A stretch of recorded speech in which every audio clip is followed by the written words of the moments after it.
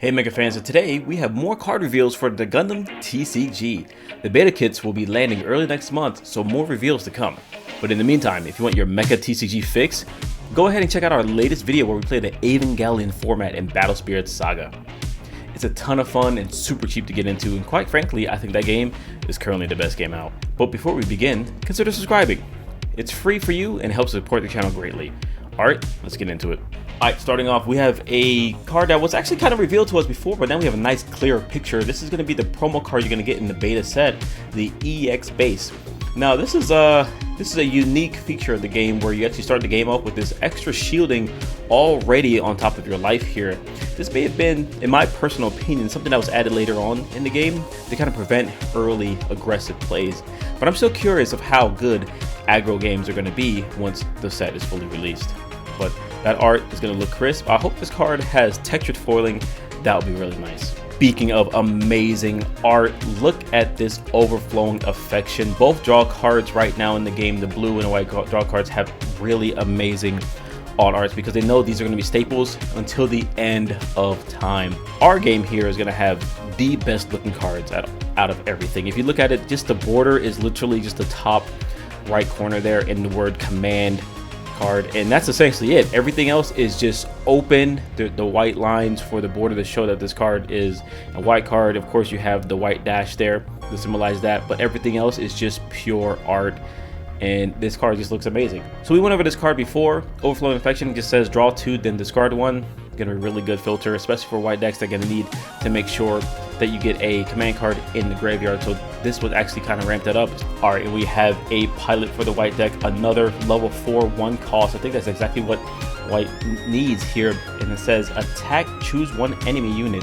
It gets -2/8 attack power during this battle. Quite honestly, that's a really good effect. I'm seeing these cards for the first time. The artwork looks kind of okay. The background in Gundam looks more 90s anime-esque, but we have Kira. It looks a little PNG in the front here, but that doesn't too bad. I think this card is actually super strong, and being able to make your attacks a little bit more safer because the enemy defender is not going to be able to hurt you as badly is pretty good here. All right, and of course we have the Launcher Strike Gundam here. It gets linked from any Earth Alliance trait, and it just has blocker. I think we actually went over this before, but 4/3, 3/4 blocker is kind of like your general stats. Artwork looks pretty decent. Now I haven't seen this one before, the Daro Bald. Okay, and it's been translated here with deploy, choose one enemy unit with 1 HP, return it to its owner's hand. Now this is pretty cool. Like if you were able to get someone really weak and by your turn this is always going to bounce something, being able to just like have free bounces on bodies is really good. And this also has 4 attack, which is really strong. Otherwise, if it doesn't bounce anything, it doesn't really do much else other than that, right? So this is kind of a tricky card. I think this is all right. All right, and before we go over this dual tech, I just want to explain there are going to be no red cards revealed this time. They're really holding red back. Bandai kind of like to do that. They usually show off most of their colors and always hold 1 or 2 colors back. Some games they usually reveal it in the next set. I believe they're going to do this in this game as well, or we're going to be getting 4 colors off the back, but we don't know what the next color is going to be. We speculate it's going to be purple, black, but we're just not sure. But anyways, moving on here, so we have our pilot. It says activate once per turn. If your opponent has 8 or more cards in their hand, set this unit as active. It cannot attack during this turn. In my personal opinion, I don't know if this card is like good at all. Only because, like, yes, being able to set active is awesome, but generally as the game goes on, your hand is going to dwindle down, and probably your opponent getting to 8 cards is probably not going to happen. But this guy's going to be one of the guys you keep in your back pocket, kind of understand that he's around still, so when those kind of decks do emerge, you're going to be like, bam. And yes, this was revealed a couple weeks ago, but man, I just want to show this guy off. Unicorn Gundam, looking so crispy. Of course, the link with the Menager. We have during the pairing and when destroyed, if this is the linked unit, so you definitely need to have the Menager to have anything going on, return its paired pilot to its owner's hand, then discard 1, meaning discard a card from your hand. That is good. You're essentially, once you get the Menager, since the Unicorn Gundams essentially can't do anything without them, you're going to need it. It's kind of like an eject system, so that's really good. If Bandai holds true to how they treat Unicorn Gundam, there's going to be a trillion Unicorn Gundam cards, so definitely Menager is going to need to be able to be ejected back to your hand. And just a quick reminder on what Bandai Links does. He's really low cost, but he can't be played until turn 5. When he's paired, if it's a link unit, meaning if he goes to a unicorn, of course, you just draw a card. And giving +2/+2 stats is really decent. Always just kind of getting that draw power. So Unicorn Gundam players may be able to get a lot of cards in hand. Moving on, we have another one from the Unicorn series, the Loto. This almost Transformer looking unit here. Really cool. Just a 2/2 for 2/2. And that's pretty much it. Earth Federation trait. Looking kind of decent. The artwork's pretty good. Oh yeah, here you go, boys. We got Gundam Heavy Arms, and the artwork is looking crispy, almost akin to some box art on the model kits here. During pair, this unit will gain Breach. That might mean while it's paired, this unit has Breach 3.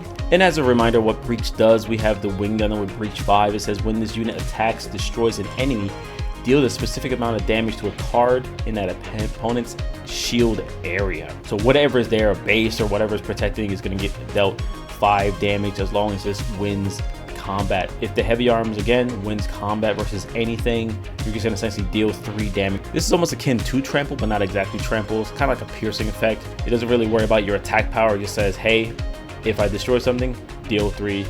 Pretty good. And of course, with the Heavy Arms, we have to have Choa Barton with that insane legendary hairstyle. Level 4 cost 1 simultaneous fire. No ability on the pilot's end. I don't think the command pilots are going to have any abilities other than its command effect. So only main phase, choose one of your units. It gains Breach 3 during this turn. Now at this point in time reading this, I don't know, and generally Bandai games don't work like this. If something already has Breach 3 and you give it Breach 3 again, will it then be Breach 6 in this case, or will it just be 2 instances of Breach 3 and they both trigger, or does it not stack and it's just Breach 3? If you get Breach 3 over and over again, that's pretty much it. But at the same time, you said choose one of your units. You can give this to someone else who has Breach 5. So maybe does the new value take over the higher value, or you simply just do both. Stacking the breaches might make the most sense, because if you give like the Wing Gundam Breach 3, it has essentially Breach 8, and then you're going to be dealing 8 damage. You only deal 8 damage to one shield anyway, so you're really just like securing the victory over that shield there no matter what. But breaching 3, when your shields technically only have 1 HP this entire game, maybe up to 5 if you have a base on it. We don't have anything that increases your shielding, but I can't wait till those kind of cards are released. I think that's going to make it really interesting. And here, of course, for more breaches, we have this Shenlong Gundam. These guys are essentially, if you watch the Wing Gundam series, they're essentially gods. Cannot be defeated. Don't take any damage. Breach 3 out the gate. Doesn't require anything else here. It's just a 4/3. Now, the reason that he doesn't require anything over his Heavy Armed Brethren is because he costs 1 more, so you have to do something in order for him to gain that breach. And speaking of the Gundam Wing, we have the Maganax.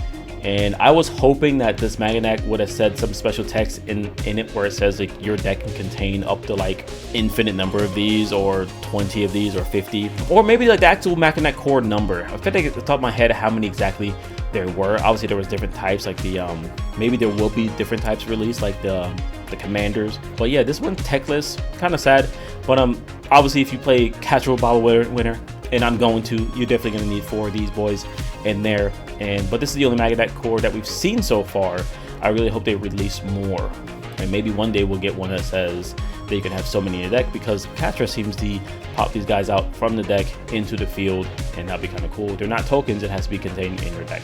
And speaking of like Maganac level type guys, we have the Zaku 2. Who would win, Maganac versus the Zaku 2? I think the Zaku 2 would get destroyed there. Anyways, attack. This unit gains 2 attack power during this turn. Alright, that's pretty decent. So winning attacks, it just goes to a 3/2. Pretty strong. On turn 2, you can pay essentially 2 of these. This is pretty good. So you can see as this is like one of the aggressors of the game, because like your EX base has that 3 health. So on turn 2, you play this guy, and by turn 3, you'll swing, and that EX base is just cleared by 1 Zaku. Hopefully, maybe by that time, you have 2 Zakus already ready to attack. But it doesn't have any blinkable pilot here, so no one's gonna be able to give this haste.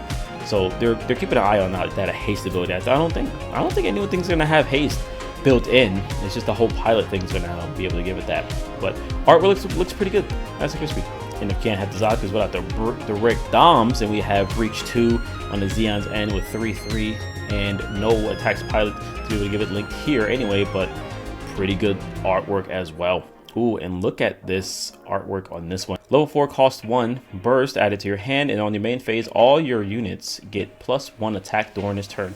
Oh, that is pretty good. This is like an overwhelm card. Found in other games here, you mash your field, play this, everything is going through. I like effects like this. Effects like this are really good. All right, guys, thanks for watching to the end of the video. That is all the reveals that we have for now. More maybe coming out soon, not really sure, but if they do, I'll be sure to go ahead and let you guys know and give you my opinions on them. Did any of these cards change your mind about your original colors you were going to play? I know we only have like essentially 3 colors revealed, but are you feeling a little bit better about the green color now since more wing guards were revealed? Are you feeling a little bit more about the white deck since like Kira was revealed? How are we feeling right now? Are we shifting? Are we sticking to our original guns like me? All right, guys, if you want to check out some more TCG content, check out this Evangelion Battle Spirits content right here. And of course, if you like Gundam, and that's right here, of course, go ahead and check out these contents right here. I know life can be hard out there, guys, and very expensive, trust me, but keep your head up, keep moving forward, and most importantly, let nothing stop you.